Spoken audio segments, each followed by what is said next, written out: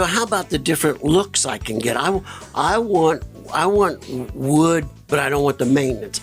I want hardware on there to make it look like there's an old carriage back there, not a car. You know?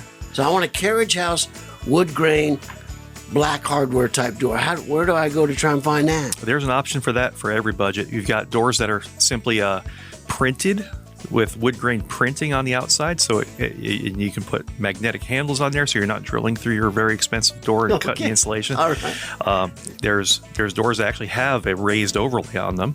The overlays aren't steel, so you have to use real hardware that screws into the door, but you can get any look you like. I love that. And when y'all go out to a house, y'all can actually cross image the actual house, right?